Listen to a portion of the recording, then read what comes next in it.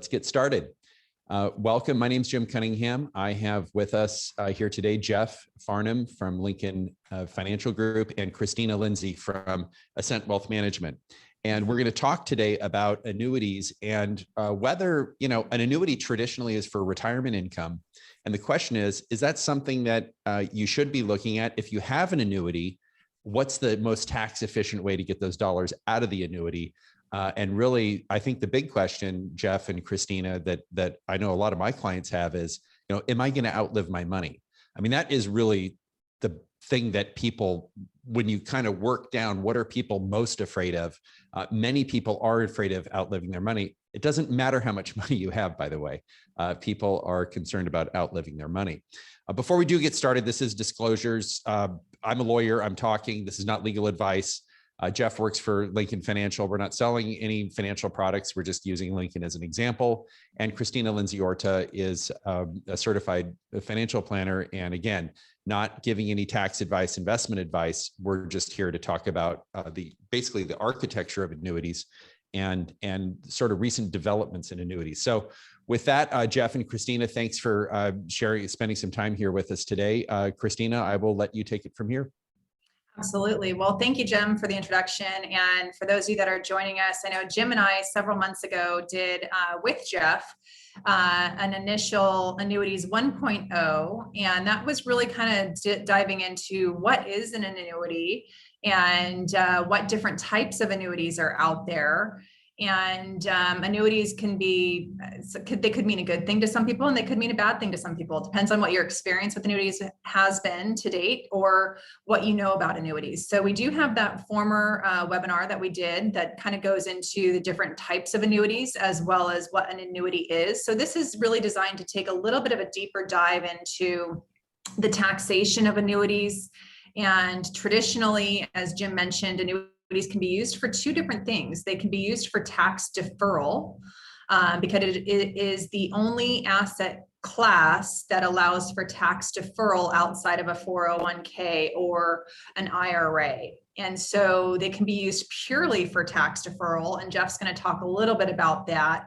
Or they could be used for income guarantees and other things. So we're not going to go into too much detail about all the different types of annuities, but we really want to delve deeper into the taxation. So we're going to stay on this slide for just a moment. And Jeff, if you want to kind of talk about how a typical non-qualified, meaning non-retirement dollar money is taxed if you're not in an annuity wrapper versus being inside of an annuity wrapper, and what some different taxation strategies are with regards to the gains. Oh, terrific. Thanks, Christina, for having me. And Jim, as always, it's a pleasure to be on with you and your clients. Well, there's two ways I can pay taxes if I own an investment. One of them is kind of every year. I don't know, many of you have investments and you might get a 1099 for dividend income or capital gains on your investments every year, or I can defer taxes, and that's what an annuity does. When I buy an annuity that, as Christina mentioned, is outside of my retirement plan, IRA, 403B, or 401k, the investments grow tax deferred, meaning that every year I'm getting to reinvest my gains, reinvest my dividends back into the contract, and I do not receive a tax bill for them. If I own a mutual fund portfolio or individual stocks or anything else that could have a gain or loss in it, I very likely would receive a 1099. In other words, a tax liability every year for that investment as it grows. And I don't know about any of you, but I do get tax bills and I never sell an investment to pay my taxes. I generally am paying taxes from money that I've already paid taxes on. I've already, whatever I've done, it's either come from earnings or I've taken a capital gain. Well, in the annuity, the great thing is, good or bad, is that I can grow the money without that tax bill every single year. And there's the flip side of that, Christina and Jim, is that when I traditionally take the distributions from an annuity that might have some gain in it. In other words, let's just, for simple math, I invested $100,000 and it grew to $200,000 through this tax deferred scenario. And I wanted to start traditionally taking some income from that. That would traditionally be taxed just like my IRA. In other words, at my highest marginal rate, which is not necessarily the best way to do it. Christina, if you want to kind of take it from there, that's really the basis of it. Annuities are non-qualified annuities, again, outside of your retirement plans, do grow tax deferred. So Jeff, if I can ask a question. So there are two, when I meet with clients and when Christina meets with clients and we look at their assets, there are really two hemispheres of assets. There's qualified and what we call non-qualified. All qualified means is it's inside of your IRA, your 401k. It's some type of tax advantaged account. Okay. And then you have like your house and your cash in the bank and your stocks. That's a different class of asset. But annuities can live in both hemispheres, if you will. You can have an annuity inside of your retirement account, like an IRA. You can also have an annuity outside of your retirement account. And when you have an annuity inside of your retirement account, as that money comes out of the retirement account, you got to pay tax on it. Versus when it comes out of the annuity account in your own name, you're going to have to pay taxes. You're subject to paying taxes on that money. And maybe Christine, if you can talk a little bit, and we might be getting ahead of ourselves, but there are two ways to take money out of an annuity.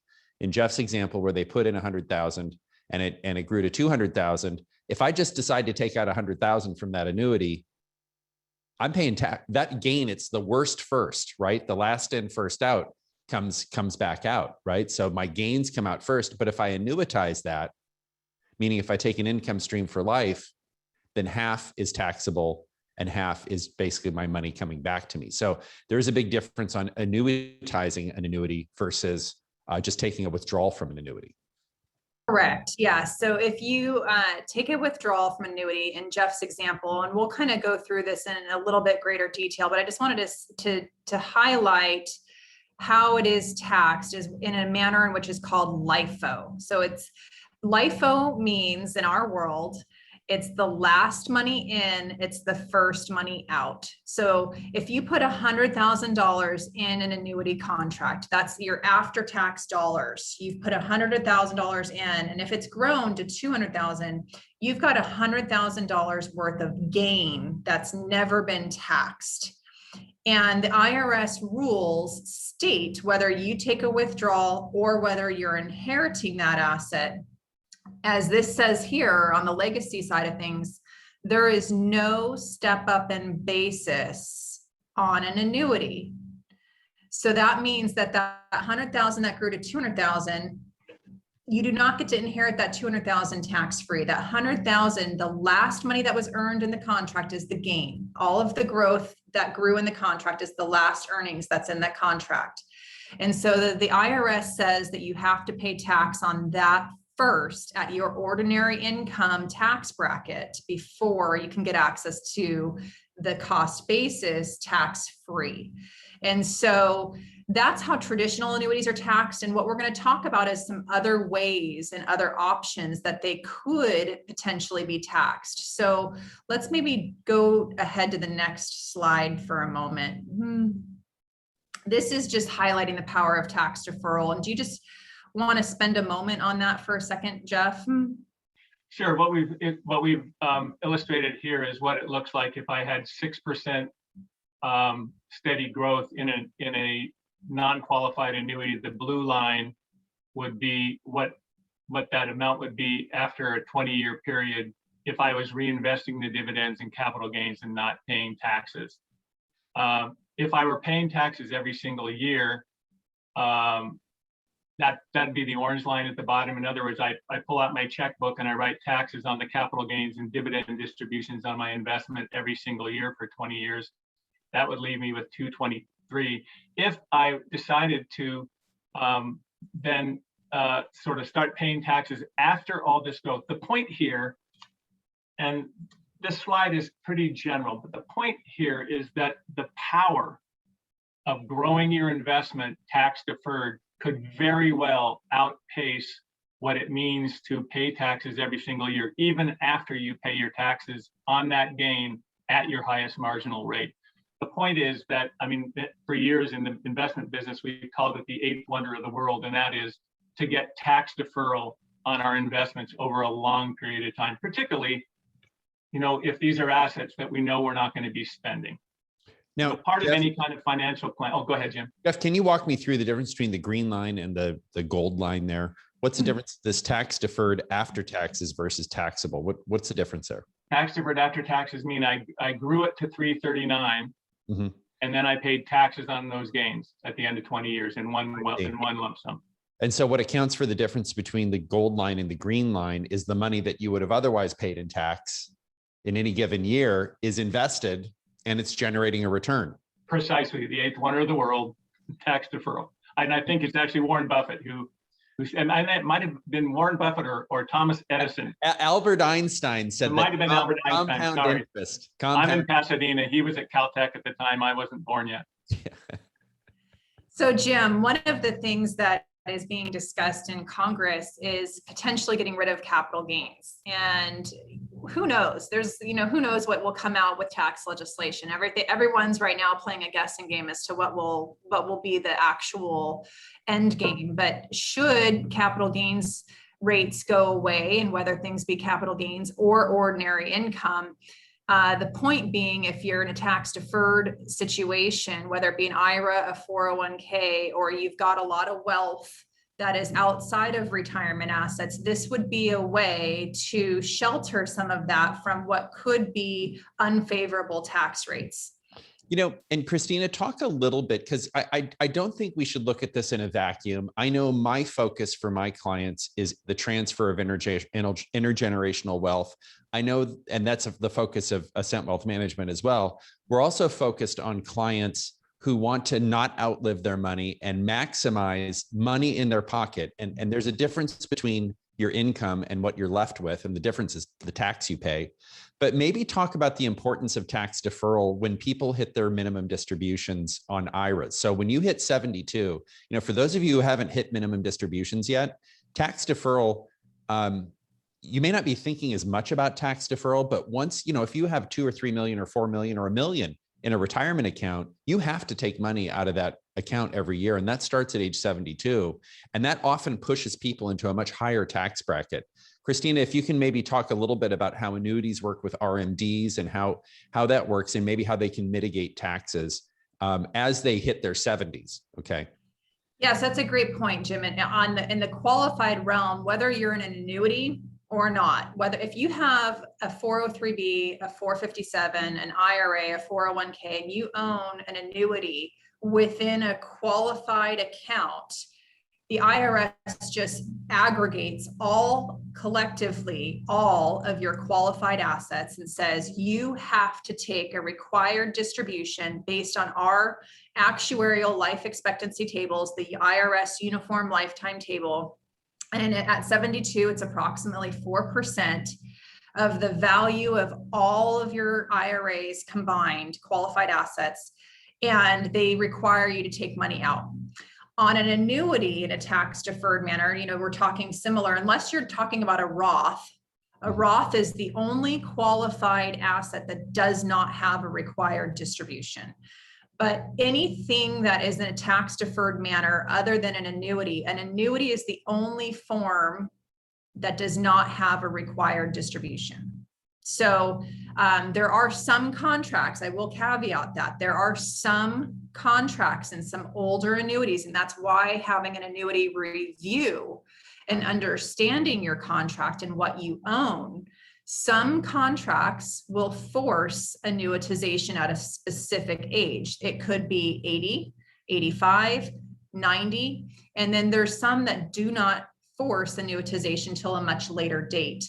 And so you want to be aware of when that age is, but it is not 72. There's no required minimum distribution. And you want to be aware of how that taxation is going to work. So I want to highlight how traditional annuities are taxed and then get into a specific type of strategy. And we probably want to just go one more ahead just for a second. The I for Life example. Did we get rid of the I for Life example? Okay. Apparently we did. Apparently we did. And the reason we did is this is annuities are the most heavily regulated financial product in the universe. Yes. So let's go back one slide here, then at least let's talk about, oh, here we go. Oh, yeah. Here we go. We didn't get rid of it. Sorry, you guys, we've been dealing with the compliance world we live in and making sure we're being as compliant and transparent as possible. And we're not particularly selling any one type of thing. So one of the things that we want to be clear is that this is not a sales presentation, that annuities are appropriate for all clients. They certainly are not appropriate for all clients, but we want to, if they are appropriate for a piece of your portfolio, or you've inherited an annuity or stand to inherit an annuity, we want to make sure you have all the tools and are equipped with how to understand the taxation. Let me just, Christina, if we can touch on this, I'm going to ask you a very quick question, very easy question. In our example where that annuity went, you put in 100,000, it's now worth 200,000. If that annuitant, the owner, dies and the daughter inherits the annuity, what typically happens? What typically happens is you have the situation on the left, and you have that principal, that $100,000 that was put into the contract. It grew over time by another $100,000, which is your gain. In most contracts, let's just think of this. I'm using Jeff's example, and then Jeff, I'm going to turn it over to you to talk about the I for Life difference, but I'm going to use your example of this as a cake. The principal is the cake. The gains are the frosting. And if you're slicing that cake, the way that the IRS rules are under most contracts is you have to slice the cake at the top first, horizontally. You have to take the frosting out first and include that in your taxable income. So if you have 500,000 W-2 income and you have to take out that $100,000, you're going to add that to your taxable adjustable gross income for the year at your tax rates, state and federal, before you can get access to the cake tax-free. And so when it comes to, if you're during your lifetime and in a traditional contract, you could take out 10,000 and you're going to include that 10,000 of gains as income until you've eaten through all the gains and all the frosting before you get to eat your cake. Now, if you inherit this, the current rules under most contracts at death is you're left with two options. Take a lump sum distribution, meaning the IRS is going to tax you on your frosting and your cake all at once, and you're going to pay that $100,000 of tax all at once, which could mean hypothetically 40% is going out the door all at once. Or they might let you stretch that out over 5 years. So that 100,000, you might take out $20,000 a year and pay that tax over 5 years before you can take the cost basis tax-free. There is two other options while you're living and what we can do with inheritance. So Jeff, can you talk about, there's a patented strategy that is, it's not a specific annuity. So there's a bunch of different annuity options, but there's a specific patented strategy that Lincoln does have to help with the taxation. Yeah, thanks, Christina. And anyone who has young children or grandchildren, my analogy of this birthday cake, which I've been using for a couple of decades, is if I put a birthday cake down in front of a group of 5-year-olds, and it looks like the illustration on the left where the cake is on the bottom and the frosting's on the top, where are those kids going? They don't want anything to do with the cake. They're going all over the frosting. And as a parent or grandparent, you're thinking to yourself, oh my God, sugar shock. I'm going to have kids going crazy. And I want to tell them, please, don't do that. Now, to Christina's point, if I inherit an annuity, I actually have 3 different options. One of them is, she said, is to take all the money out and pay taxes on all that frosting. Bad idea generally, because there's a really bad implication on my taxes. Or I can start taking the money out and it's going to come out all frosting until it's all out. Or the third thing, and this is something that the IRS allowed us to do starting in 2013, was to be able to take this as a beneficiary of an IRA, of a non-qualified annuity, and to stretch it over my own lifetime if I'm the beneficiary. And with every payment, I would get some frosting and some cake, just like on the illustration on the right. In other words, let's just say I was taking $5,000 out and I had half gain and half cost basis in the annuity that I inherited.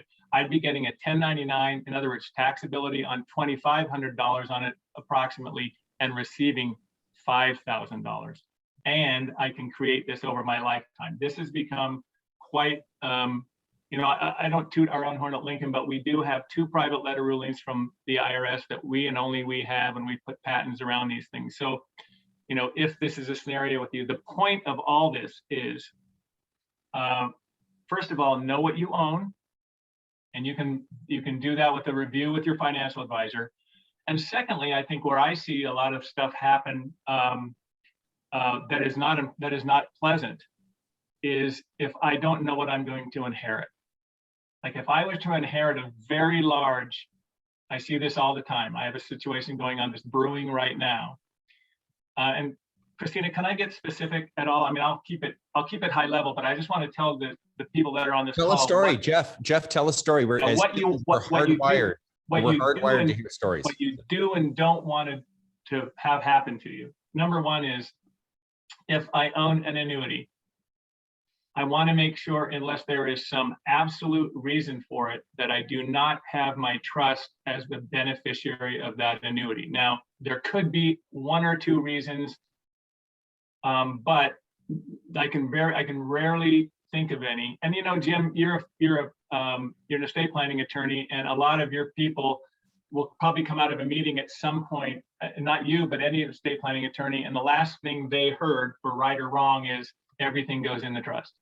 Yeah, they're totally exhausted.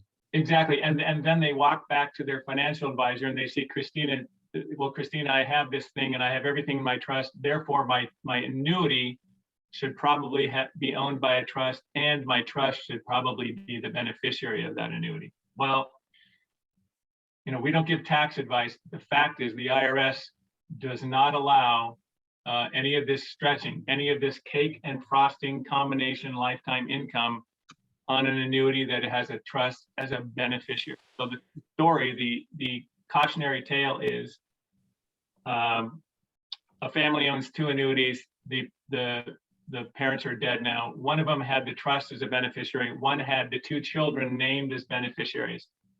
On the one that had the trust, that trust actually had to pay taxes immediately or on 5 years on all that money. The annuity that had the children or grandchildren as named beneficiaries, those people were able to stretch those payments tax efficiently. The real bottom line is, do I want to inherit this money on the IRS's plan, or do I want to inherit it on my plan and at my pace? So again, that's why you need a financial advisor generally to do reviews of your annuities. I know many of them who will do a free annuity review, because they're not all created alike. Well, and thank you, Jeff. Anita asks, who counsels us on our annuity? The financial planner, trust and tax attorney, or CPA? I would say it's the financial advisor has the laboring oar. Annuities are regulated. So some annuities are sold only with an insurance license. Some annuities are sold with an insurance license and a securities license. Different types of annuities. It's kind of like saying, when I say annuity, it's like saying house. There's the White House, right? And then there's Jeff's house. That's not the one. I mean, these are 2 totally different things. Like these are, when we say annuity, there's a gazillion variations of annuity. So I would say who has a laboring oar is the financial planner. But I think also that the attorney and the CPA, obviously the attorney's becoming involved to help you through the question of who ends up owning this when you leave this earth, right? That would be the estate planning attorney, and that would be the caution on naming your trust as beneficiary for those tax reasons.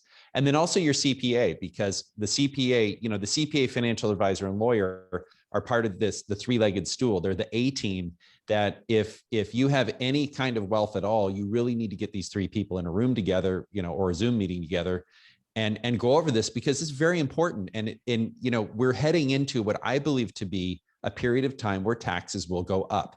I don't talk to any advisor, I don't talk to any professional in this space where they say, oh, I think taxes are going down. I think we're all presuming that taxes are going up. So it's only getting worse from here.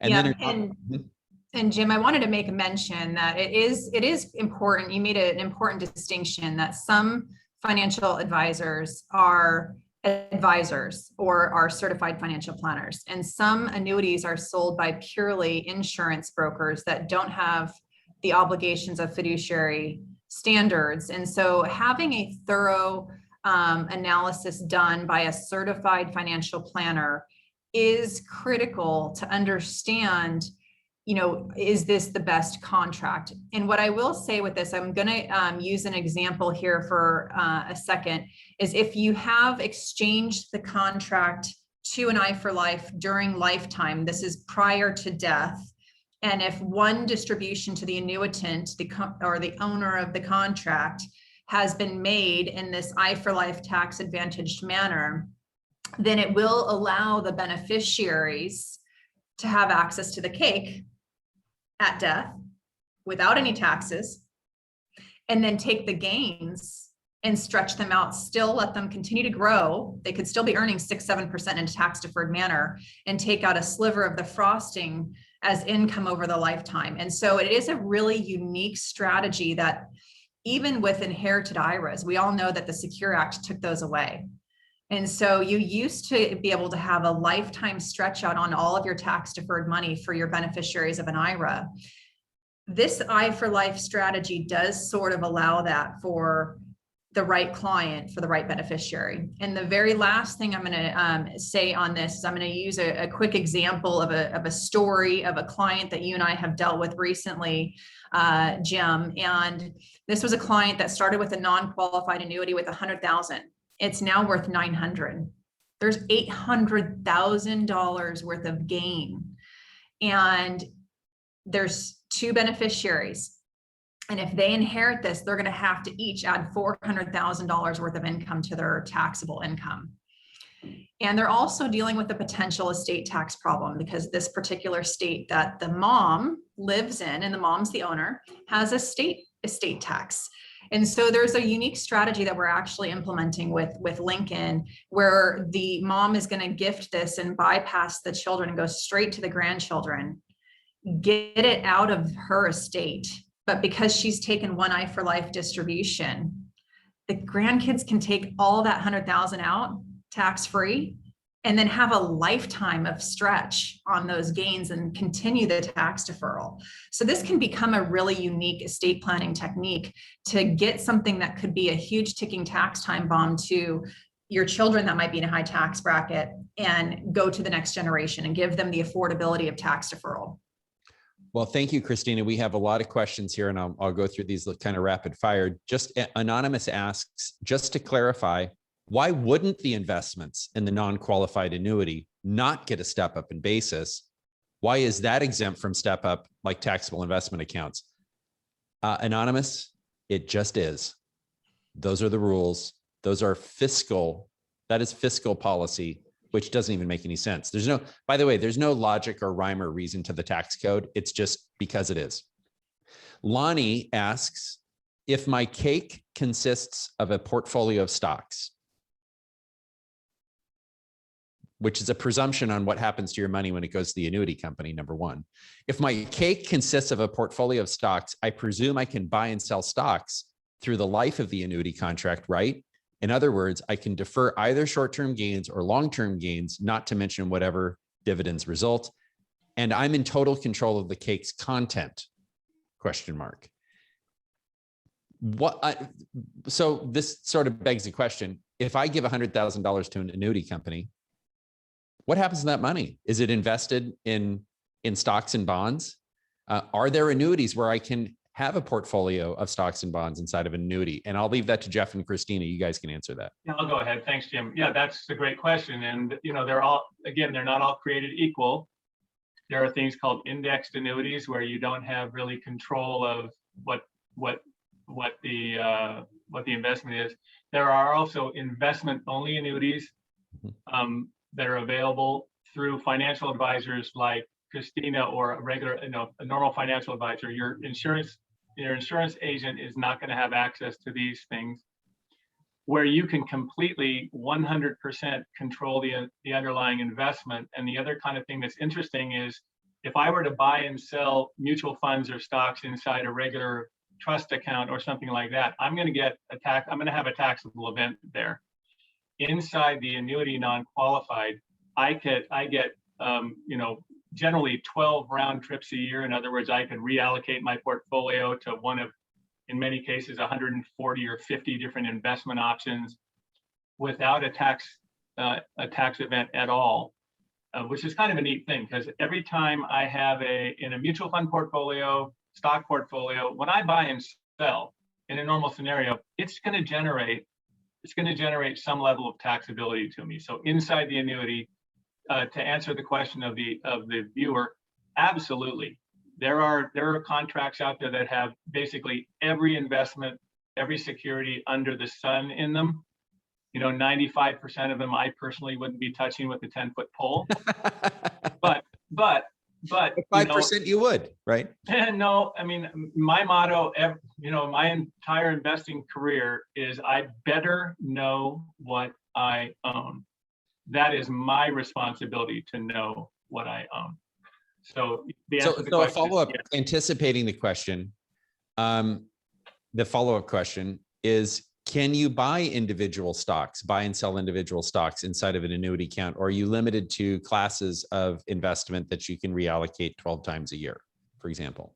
They're generally sub-accounts, which are going to be mutual fund-like investments, but there are very specific asset class, specific investment scenarios. I can't generally buy Apple stock and put it into an annuity. So the follow-up question from Lonnie was yes, but the key issue is control of the cake. So yes, this is where the individual annuitant who buys the annuity can control what investments are purchased inside of the annuity, right? Yeah, and that's contract to contract based on different situations. But in general, if that's what you're looking for, which is a specific investment-only annuity, yes, that's a substantial part of the market. Anything but I wanted to mention on that too, just to add to that for just a moment here, Jim, you and I spoke about how this could be for someone that has a lot of non-qualified assets that is in a high taxable situation and high income earning years or what have you, and they're looking for tax deferral.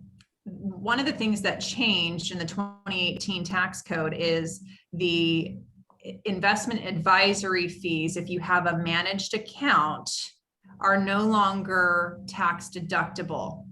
And so for those that have large assets or are looking to get some tax deductibility on those and have an advisory kind of platform where they can choose from 150 plus different investments, indexes, mutual funds, ETFs, and be provided the tax deferral, those typically have a cost of about just shy of 1%.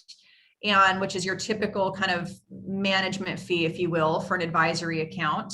And that affords you the tax deferral, and that fee is done so in a tax deferred manner. So you kind of get back to that way of how can I deduct my advisory fees if the annuity makes sense for you. So again, this is not something that says an annuity makes sense for you. It's just a potential way to get the tax deferral on the cost of having your assets managed as well.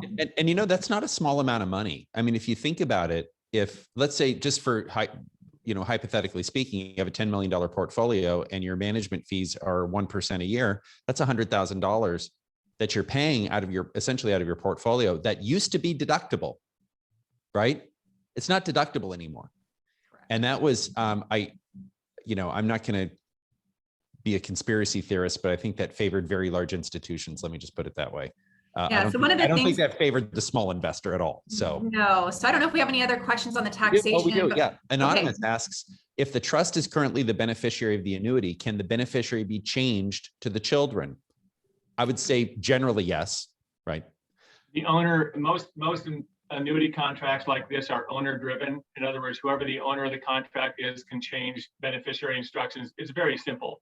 Usually, But please do not go out and do something based upon that answer, because it may be appropriate to name your children. It may not be appropriate to name your children. You really need professional advice. Yeah, Nancy asks, should a house that is paid for, that is currently in a trust earning $75,000, like an annuity, right? Should that trust be taken out of should that property be taken out of the trust and added to an annuity? Mom is still alive, but there are 4 kids who will inherit this. I would say probably not, because typically what goes into an annuity is money, is US dollars. It's not crypto, it's not real estate. You would have to sell that property and then invest the money. So I think that would be inconsistent with your goals. Any thoughts on that? There would need to be a thorough analysis to determine what's in the best interest for that specific case or that specific client need.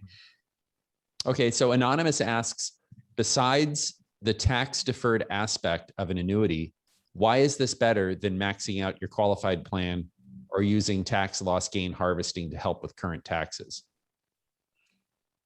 It may not be. And that's really where it just depends on really having a plan. And as you mentioned, Jim, that required minimum distributions on a large percentage of tax deferred assets may require some advanced planning and tactical analysis as to where do you take your taxable assets from in retirement? Do you have a window of no income that you're earning, you retire before those distributions kick in? Maybe we take distributions during that period of time. Maybe we complement it with annuity. This is really just going to have to depend on the individual. Yeah, it's like saying, is a Phillips head screwdriver better than an Allen wrench? I don't know. If you need an Allen wrench is going to be better. If you need a Phillips screwdriver is better. So it's hard. These are tools, and these are, without context, without having a human being. And I think it should be a human. I don't think it should be a robo advisor when it comes to stuff like this. I think it should be a human who's trained to sit down with you and meet and basically help you find the best solution. So Melissa asks, this is a great question. This really gets to the heart of why we even do these every Thursday and why we spend the time, effort, and attention. So Melissa, great question. She asked, my initial impression from seeing the income stream from a $200,000 annuity is that the monthly income is not great. For example, receiving more or less $1,000 a month in income. That doesn't sound very compelling for turning over a large chunk to a company like $200,000. Recommend a good resource for analyzing, shopping, evaluating annuity options. Is the tax deferral you're discussing ultimately the better benefit than the income stream? Melissa, great question. You are obviously thinking about this. And this is why we do these, is so you get your brain thinking, because this is really important stuff. $200,000 is a lot of money. I mean, any thoughts on that, Christina and Jeff? How would you, it's not compelling. Can you recommend a good resource that you can go to? And then and balancing tax deferral and income, maybe put some color on that. My 2 cents would be, again, you need a certified financial planner, not someone that's just going to sell an insurance contract, not someone that's just going to be commission based, someone that has a fiduciary obligation to analyze what are all your income sources preparing for retirement, Social Security, pension? Do you have a potential inheritance? What's your tax bracket? Do you plan to stay in California? Are you going to be out of state? And really analyzing going from accumulation of wealth to distribution of wealth are 2 different stages of life. And taxation matters, guarantees matter, and risk tolerance matters. And it really is just dividing up those different things and figuring out what's in the best interest of the client. What we do kind of along that thought, though, is there are some annuities that are designed for income. Mm-hmm. Some are purely for tax deferral. Sometimes you only have assets in your retirement accounts or your 401k because that's where you've put your life savings. So you can put an income guarantee on an annuity inside an IRA. You can. And then, it's already in a tax deferred wrapper already. So there's different annuities for different solutions. Again, annuities are not a one size fits all. There's thousands of different kinds, but you need to have a certified financial planner that has no obligation to sell one particular product. And I'm not just saying a certified financial planner with a Northwestern Mutual or with a Fidelity, because there's an inherent conflict of interest there. A Fidelity advisor is going to sell you a Fidelity annuity, and they're limited to 4 different annuities. It's just the facts. They have 4 different choices. Versus an independent. Versus an independent. An independent certified financial planner can choose from the whole universe of products, and they have no conflict of interest because they're not employed by Northwestern Mutual, they're not employed by Fidelity, and they can offer the best solution for the client if an annuity even makes sense. So I think that the last thing we want to kind of do is highlight a potentially new idea for some. There is a newer type of strategy inside of an annuity that offers both tax deferral as well as some downside protection. And what this is just showing, Jeff, before we kind of go to the downside protection scenario, this is showing how to get the most on your withdrawals. Do you want to talk about this for just a quick moment? Well, yeah, there's how much income I get and how much income I get to keep. And so it's the difference between paying full ordinary income on a normal annuity versus a systematic withdrawal from a mutual fund or a stock portfolio versus some, hybrid distributions like the I for Life at Lincoln. So, I mean, I can't, at my age, it's hard for me to read the numbers, but basically, you need to figure out, I think the point is, if taking into consideration my tax bracket, my requirement for income, what would be the most tax efficient way to take an income stream? And again, that gets back to building the plan with someone who is a certified financial planner. I want to add on a little bit to the previous question, which was a great question. $1,000 a month from $200,000 does not seem like a lot of money, and it isn't a lot of money. One of our challenges these days as an investor or a pre-retiree, which I am, or as a professional in this business, is that we're in an incredibly low yield environment. And, if I put my money into the money market right now and I get 0.058% return on the money market, I always say it's guaranteed to double in 199 years, just don't take a withdrawal. Or, looking at bond portfolios and again, having to be very strategic and maybe take on too much risk inside a fixed income portfolio. It's, as Einstein, we'll get back to him again, as Einstein said, Einstein's brother-in-law actually said this, everything is relatives. Oh, everything is relatives. Yeah, that was Einstein's brother-in-law said that. So Melissa has a follow-up question. Quick follow-up. I so appreciate the commentary. I have an independent CFP, certified financial planner, but she lacks the skill or will to counsel about annuities. Any specific resources would be helpful. I would just say reach out, call Christina. I mean, that's what I do, and we'll have a call at the end. I mean, that's really the answer. And that's the thing that troubles me most is the will, because part of being a fiduciary, part of being a certified financial planner or a lawyer, lawyers are fiduciaries. I have to put the interest of the client first. If I don't feel like dealing with something on Tuesday at 10 and a client's in my office on that Tuesday at 10, I set aside my personal belief. Look, if I'm going to get a surgery from a brain surgeon, right, which I'm not, just full disclosure, but if I were, I don't want him to come into the operating room saying, I had a really bad day. I had a fight with my wife. I stubbed my toe. I kicked my dog. I don't want to hear that. You're going to operate on my brain. Okay. The same thing goes with financial services, and lacking the will, I will tell you, is not an uncommon. It's not uncommon, because 200,000, is that a big amount to be dealing with on an annuity? No, frankly, it's not. It is to you, but to a lot of advisors, they would say, oh, that's small, I don't want to deal with it. But I think we owe it to our clients, we owe it to the people who are seeking our counsel to serve them and serve them well and put aside our own feelings. All right, Garvin put in chat, how about alternatives for qualified annuities? Alternatives for qualified annuities, for retirement annuities. That we'd have to just kind of understand all the ins and outs. There's probably just not enough details there.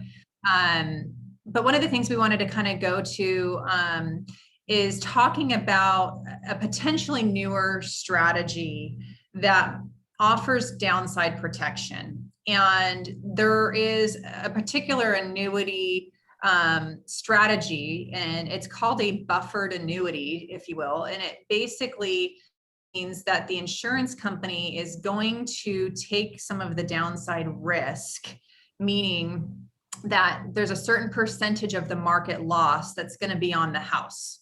So if you put in $100,000 into an investment, there's a way to have that tied to different index accounts.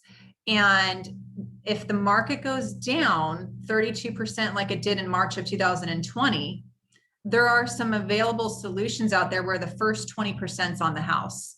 So if March of 2020, your account's down 32%, if you're in an S&P index fund, this type of a product may be down 12. And so what, Jeff, do you want to talk about that for just a moment before we go into the video? But I kind of wanted to lay the groundwork, as this might be, you mentioned we're getting 0.058 on a money market account. You know, the 10-year treasury is earning 1.3% on a 10-year treasury, and we've got inflation over 5% right now. So what does someone do to get safety? Because most people go to a bond in their portfolio. They would go and own a bond or a treasury to get safety because they're safe, but you can't really earn anything right now to take some of the money out of the risk pool in your portfolio just to put it in a bond earning 1.3%. So that's kind of the idea with this. I want to lay the foundation before we just kind of show a quick video clip. Jeff, did you have anything to add to that? Well, I'll just say that particularly in this low yield environment, investors are looking first and foremost. And the other thing that I think is good news and bad news. The good news is that most everyone on this call, if they're an investor, their portfolio is probably at or near the all-time high. Mm-hmm. And we've been there for a number of years. You know, like we've had 2 quarters, I think, in the last 11 years, fourth quarter of 2018 and the first quarter of 2020 that were negative in the market. Otherwise, it's been straight up.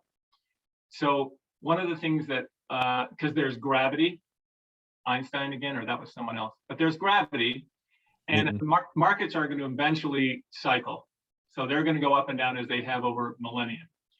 What this particular new investment class, and there are a number of options here, is basically an annuity contract that allows, as Christina said, the insurance company to share the downside with the client.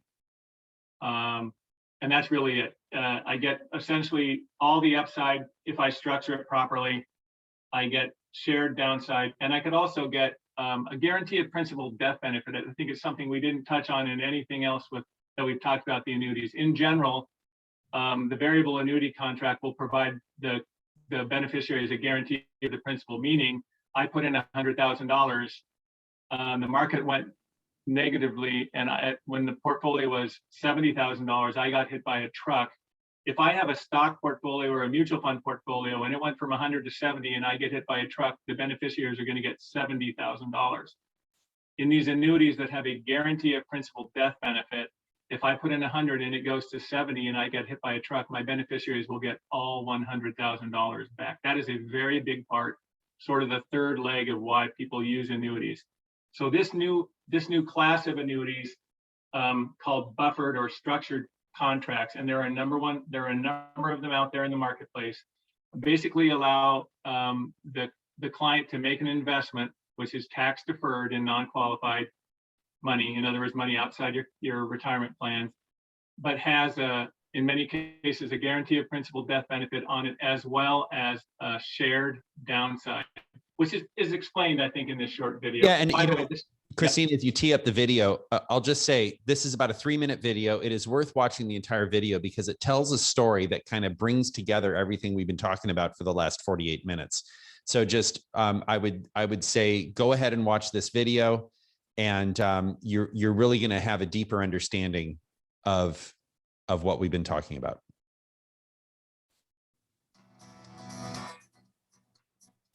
On the path to retirement, it's important to find the right balance, a balance of protection and growth opportunities to help keep your retirement plans on track, particularly for these years. A market decline could do a lot of damage when you have less time to recover from losses. Building a portfolio that gives you the opportunity to grow your savings with a level of protection during market downturns can be a challenge. But it's possible. With Lincoln Level Advantage Indexed Variable Annuity, You choose where to invest your money from a range of indexed accounts and investment options. You set the level of protection that's right for you, with no explicit charges for investments in the indexed accounts. With the indexed accounts, you have the potential for growth linked to a market index and a level of protection to help guard against market losses. Let's look at a quick example of one of the indexed accounts available with Lincoln Level Advantage. Paul invested $100,000 into a 6-year indexed account with a 20% level of protection. During the first term, the index dropped 22%, which would have left him with an ending value of $78,000. Since Paul selected the 20% level of protection with Lincoln Level Advantage, his account only experienced a 2% loss, leaving him with $98,000 at the end of term 1. Paul decides to reinvest into another 6-year indexed account with the same 20% level of protection and a 100% performance cap. During the second term, the index goes up 102%, which would have brought the total index value to $157,560. Since Paul was protected from 20% of market loss during the first term, his starting balance was $98,000. With the 100% cap, his ending account value after term 2 was $196,000. In this example, Paul ended up with $38,440 more than the index value, thanks to Lincoln Level Advantage. Paul could continue to reinvest into different indexed accounts and adjust his strategy if needed. Knowing you have a plan that includes a level of protection from market losses and the opportunity for growth can help you feel more confident about your retirement savings plan.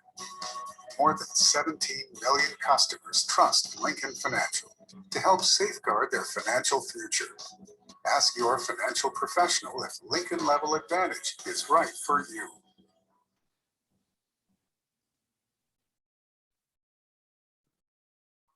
Okay, Jim, you're back in control. Yeah.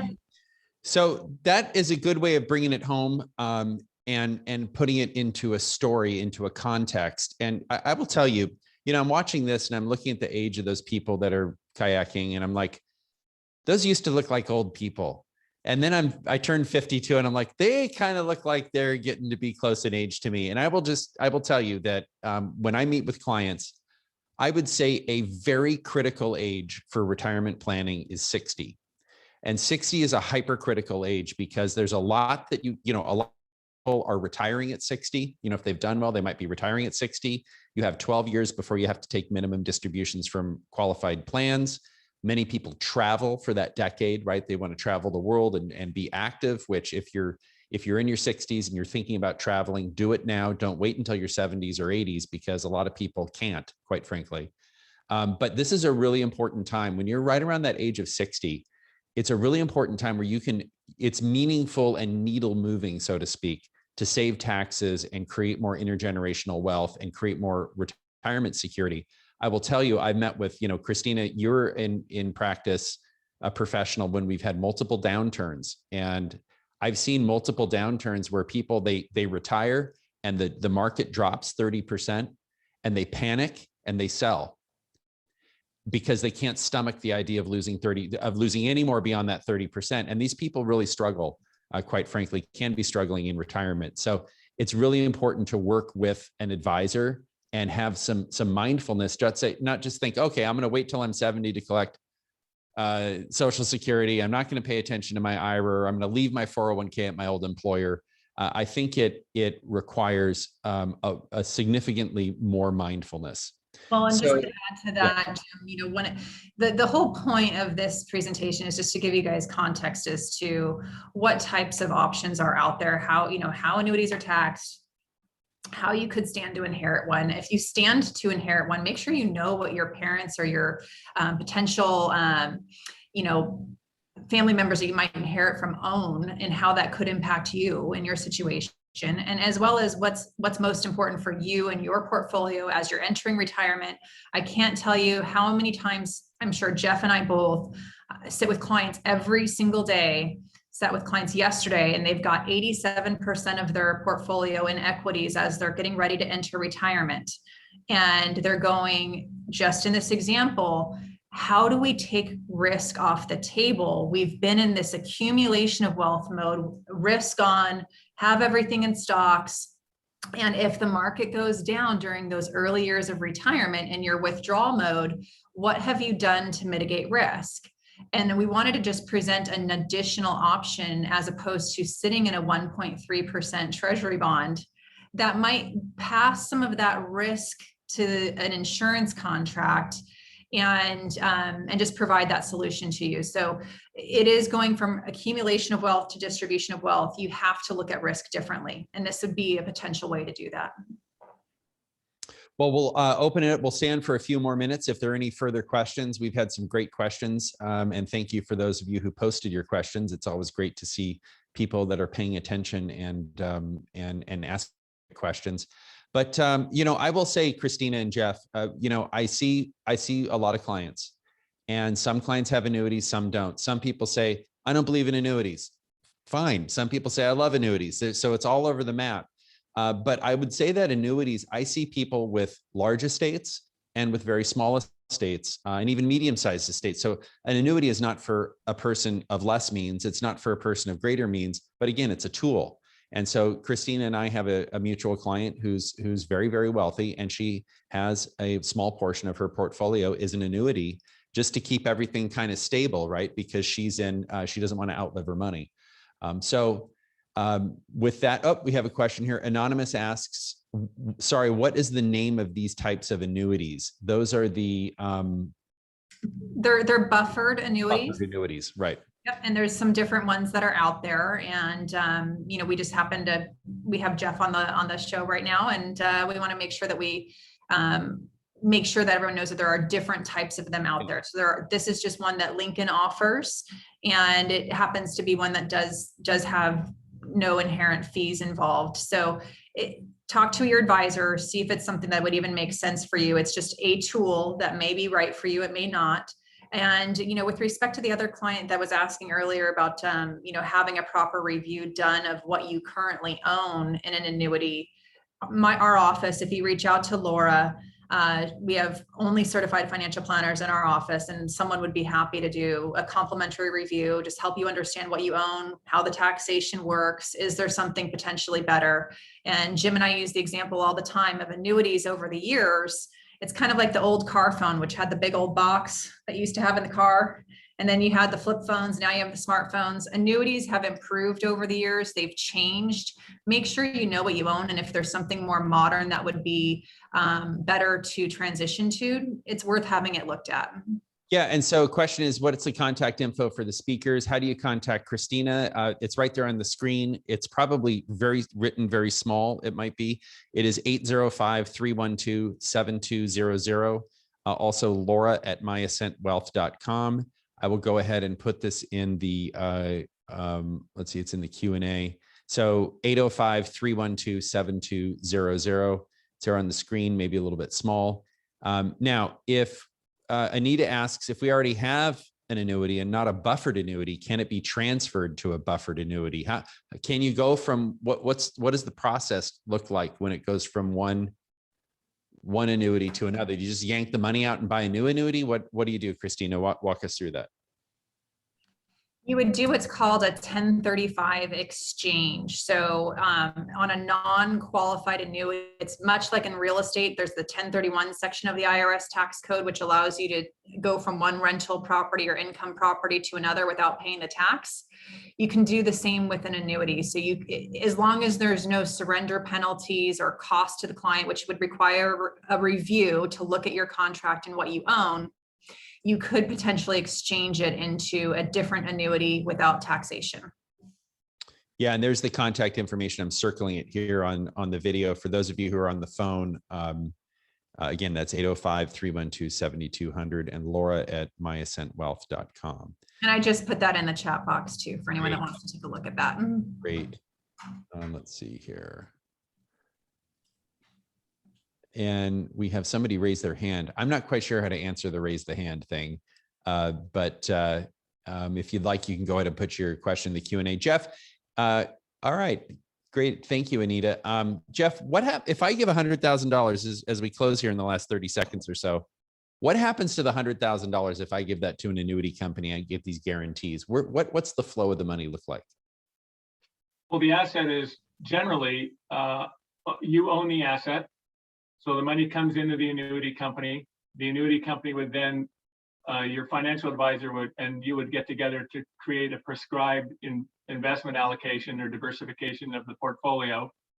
The asset is then held in generally in variable annuities. The assets are actually held in the money manager's possession, not in possession of the insurance company.